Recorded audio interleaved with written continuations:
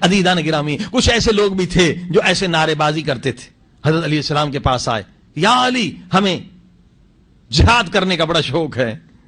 حضرت علیہ السلام فرماتے تھے کہ بھائی ابھی مناسب وقت نہیں ہے جہاد کا. یہ پھر واپس آئے, یا علی ہمیں جہاد کرنے کا بڑا شوق ہے, آپ اجازت دیں. حضرت علیہ السلام دلوں کو جانتے تھے, پھر واپس کر دیا. پھر تیسرے دن یہ نوجوان آئے, بڑے مومن سمجھتے تھے, بڑے نعرے لگاتے تھے, ہم بڑے مجاہد خود کو ظاہر کرتے تھے, ہمیں جہاد کرنے کی اجازت دیں. حضرت علیہ السلام نے فرمایا ٹھیک ہے, بہت شوق ہے جہاد کا, اسی لیے تو بار بار آتے ہیں. امام نے کہا ٹھیک ہے, اب کل ہم جہاد پر چلیں گے, مگر ایک شرط ہے. کیا شرط ہے؟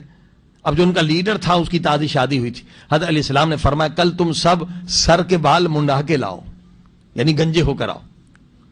اب یہ گیا اپنی بیوی کے پاس, کہنے لگا حضرت علیہ السلام نے فرمایا ہے کہ سر کے بال منڈا کے آؤ تو پھر جہاد کے. بیوی نے سر پہ ہاتھ پھیر کر کہا کہ اتنے خوبصورت بال ہیں, گنجے ہو جاؤ گے, بد شکل لگو گے. کہا کیا کروں, امام نے حکم دیا. کہا کوئی بات نہیں ہے, تیرے بال میں چھوٹے کر دیتی ہوں اور تو وہ کپڑا باندھ کے, جو عرب باندھتے ہیں نا, کپڑا باندھ دینا. حضرت علیہ السلام کو کیا پتا کہ بال ہیں یا نہیں, یعنی ایمان بھی اتنا کچا ہے کہ جو کائنات کا امام ہے اسے یہ نہیں پتا کہ کپڑے کے نیچے بال ہے یا نہیں. صلوات پڑھی محمد و آل محمد. اب اس جوان نے امام کا حکم نہیں مانا, بیوی کا حکم مانا, تو کس کی ولایت کے اندر چلا گیا؟ بیوی کی ولایت. اس کے دل میں تھی مگر علی کی ولایت صرف زبان میں تھی. اور ذرا ورا لگا کر یہ آئے اور حضرت علی علیہ السلام نے معائنہ کرنا شروع کیا. سب سے پہلے اس کے پاس آئے, تلوار کی نوک سے کپڑا اوپر اٹھایا, کہا جب تو بالوں کی قربانی نہیں دے سکتا تو جان کی قربانی کہاں سے دے گا؟ صلوات پڑھے محمد و آل محمد. ہاں جی, ہاں جی, جو بالوں کی قربانی نہیں دے سکتا تو جان کی قربانی کہاں دے سکتا؟ تو کیا گنجا ہونا واجب تھا؟ نہیں, واجب تو نہیں ہے, مگر ایک ٹیسٹ تھا. اب یہ بات پھر آپ کی طرف آ رہی ہے, ذرا غور کریں کہ گنجا ہونا واجب نہیں ہے. امام نے صرف ٹیسٹ کے لیے کہا کہ بال منڈا کے لاؤ کہ ایمان تیرا کتنا ہے. مگر وہی امام آپ سے کہتے ہیں جس کی ولایت آپ زبان پہ پڑھتے ہیں, جس نبی کا کلمہ آپ پڑھتے ہیں, وہی نبی کہتے ہیں کہ داڑھی رکھنا واجب ہے. اب بتائیے, اللہ کہہ رہا ہے واجب ہے, قرآن کہہ رہا ہے اسوہ رسول میں ہے لہذا واجب ہے, امام کہتے واجب ہے. فقہ آل محمد میں لکھا ہے جس کی داڑھی نہیں اس کی گواہی قبول نہیں. صلوات پڑھی محمد و آل محمد. یعنی اتنا اہم مسئلہ ہے. 100 آدمی کہیں کہ ہم نے چاند دیکھا ہے مگر کسی کی داڑھی نہیں تو وہ گواہی قابل قبول نہیں. یعنی اتنا اہم مسئلہ ہے. تو بھائی جب اللہ کہہ رہا ہے کہ داڑھی رکھو, رسول خدا کہہ رہے ہیں داڑھی رکھو, امام کہہ رہے ہیں داڑھی رکھو, قرآن کہہ رہا ہے داڑھی رکھو, تو کس حکیم نے کہا نہیں رکھو؟ نفس امارہ نے کہا ہے داڑھی رکھو گے تو بوڑھے نظر آؤ گے. اب تو بال بھی سفید ہو گئے ہیں, داڑھی رکھو گے تو یہ ہو جائے گا, یہ ہو جائے گا. جب اس چھوٹے سے گناہ سے ہم نہیں بچ سکتے جس میں لذت بھی کوئی نہیں بلکہ پیسے کی بچت ہے. صلوات پڑھی محمد و آل محمد. ہاں جی,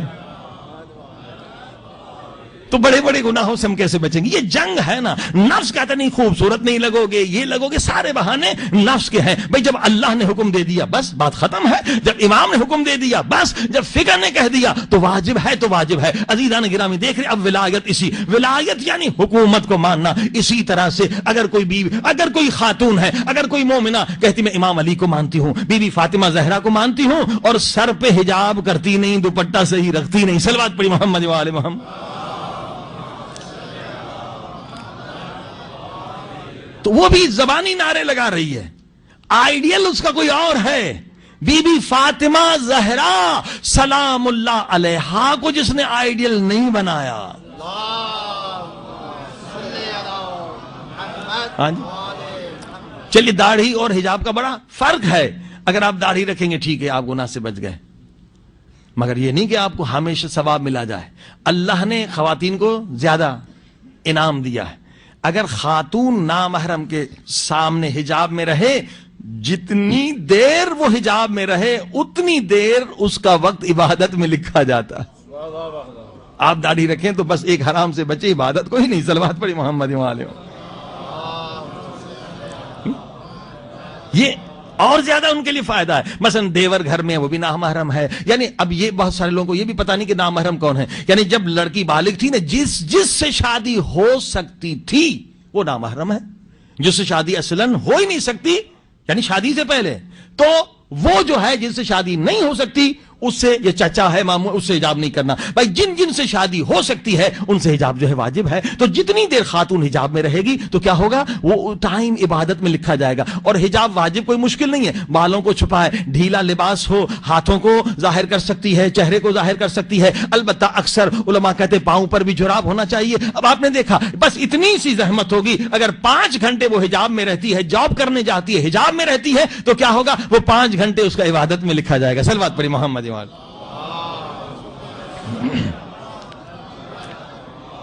اچھا ایک اور نقطہ بھی بتا دوں، اگر آپ داڑھی رکھیں گے تو اس سے کوئی تبلیغ نہیں ہوگی، کیونکہ داڑھی سکھ بھی رکھتے ہیں. ہاں جی، تو اس میں کوئی تبلیغ کا عنصر ہے ہی نہیں. ٹھیک ہے، آپ حرام سے بچ گئے. داڑھی دوسرے لوگ بھی رکھتے ہیں، انگریز بھی رکھتے ہیں، لیکن خاتون جب حجاب کرتی ہے تو وہ حجاب کے ذریعے سے تبلیغ بھی کر رہی ہے. اور حقیقت ہے تبلیغ ہوتی ہے، بڑی تبلیغ ہوئی ہے. ٹورنٹو میں ہمارے دوست ہیں، انجینئر ہیں، موسوی صاحب، ان کی بچی جو سید شادی تھی ماشاءاللہ، جب 13 برس کی ہو گئی، کہا بیٹی اب تجھ پہ حجاب واجب ہے. چلی گئی. اب جیسے وہ بچی، سارے جو تو کرسچن تھے، غیر مسلم تھے، انہوں نے مذاق اڑانا شروع کر دیا، یہ کیا لباس ہے، یہ بہت تنگ کیا. بچی تھی آخر 13 برس کی، واپس آئی، کہا بابا آج مجھے بہت تنگ کیا گیا، سب نے مذاق اڑایا. کہا کوئی بات نہیں، کل پھر جانا اسی حجاب میں، کوئی مذاق کرے تو اس طرح سے جواب دینا. دوسرے دن گئی، پھر مذاق. اب اس نے کہا بھی کل بھی تم نے میرا مذاق اڑایا. اب وہ اسٹیج پر تقریر کے لیے آ گئی، آج بھی تم، تو 1-2 جملے میرے بھی سن لو. ساری لڑکیاں خاموش ہو گئی. کیا؟ کہا دیکھو تم حضرت مریم کا احترام کرتی ہو. سب نے کہا کیوں نہیں کرتے، ہم سارے عیسائی ہیں، حضرت مریم کو کون احترام نہیں کرتا، ہم سب عیسائی ہیں، حضرت مریم کا احترام کرتے ہیں. کہا میرا دوسرا سوال یہ ہے کہ تم نے حضرت مریم کا اسٹیچو یا اس کی تصویر دیکھی ہے؟ کہا وہ بھی دیکھی. کہا تم نے دیکھی ہے اس کا احترام؟ کہاں دیکھی ہے، کیونکہ وہ لوگ تصویر بھی بناتے ہیں، اسٹیچو بناتے ہیں. کہ حضرت مریم کی تصویر دیکھی؟ کہاں. کہا میرا آخری سوال یہ ہے کہ حضرت مریم کا لباس مجھ جیسا ہے یا تم جیسا ہے؟ صلوات پڑھیے محمد و آل محمد. اکیلی مسلمان بچی سید زادی نے پورے کلاس میں تبلیغ کر لی. بس یہ چھوٹی تقریر کر کے اتری تو خود یہ کہتی ہے سید زادی کہ ایک کرسچن بچی آگے بڑھی، کہنے لگی کہ آج تو آپ نے میرا دل کا مشکلی، جو میری مشکل تھی، یعنی روان شناسی کے اعتبار سائیکولوجیکلی میں ایک پرابلم میں تھی، آپ نے وہ حل کر دی. کہا وہ کیا؟ کہا میں جب آتی تھی اسکول بس میں تو ظاہر ہے میرا لباس ایسا ہوتا تھا، میری ٹانگیں ننگی ہوتی تھی، تو مرد جو ہے وحشی حیوانوں کی طرح گھور گھور کے میری ٹانگوں کو دیکھتے تھے. مجھے بڑا غصہ آتا تھا کہ ان کی آنکھیں نکال دوں، کیونکہ یہ فطرت میں انسان کے شرم ہے. یہ جو میڈیا ہے نا پروپیگنڈا سے عورت کو بے شرم کرتے ہیں فیشن کے بہانے سے، اس کی فطرت میں تو شرم ہے، حیا، اور شاید دنیا کی کہیں بھی عورت ہو اس کے فطرت میں. کہا مجھے بہت غصہ آتا تھا کہ یہ لوگ کیوں میرے بدن کو دیکھتے ہیں. میں چاہتی تھی کوئی میرے بدن کو اس طرح سے وحشی کتوں کی طرح نہ دیکھے، لیکن میں سوچتی تھی ان کا کیا قصور، میں خود کو خود ننگا کر رہی ہوں، میں خود اپنی ٹانگوں کو ظاہر کر رہی ہوں تو ظاہر مرد دیکھیں گے. اب میں اس شش و پنج میں تھی کہ میں کیا کروں کہ کوئی مرد میرے بدن کو ہوس کی نگاہ سے، شیطانی نگاہ سے نہ دیکھے. آج تیرا لباس میں نے دیکھا، میری مشکل حل ہو گئی. میں بھی چاہتی ہوں تیری طرح لباس پہنوں اور میں بھی مسلمان بننا چاہتی ہوں. صلوات پڑھی محمد و آل. الحمدللہ وہ بچی مسلمان ہو گئی. اب آپ نے دیکھا یہ حجاب کا فائدہ ہے. حجاب جب تک عورت کرے گی کیا عبادت میں لکھا جائے گا، اور حجاب کر کے جاب پہ جائے گی، جہاں جائے گی وہ کیا ہوگا، وہ ایک تبلیغ کا سبب ہے. اسی لیے اب دیکھیے فرانس والے حجاب کو روک رہے ہیں، انہیں بھی پتا ہے کہ حجاب بڑھتا چلا جائے گا تو مسلمان بھی بڑھتے چلے جائیں گے. صلوات پڑھی محمد و آل محمد.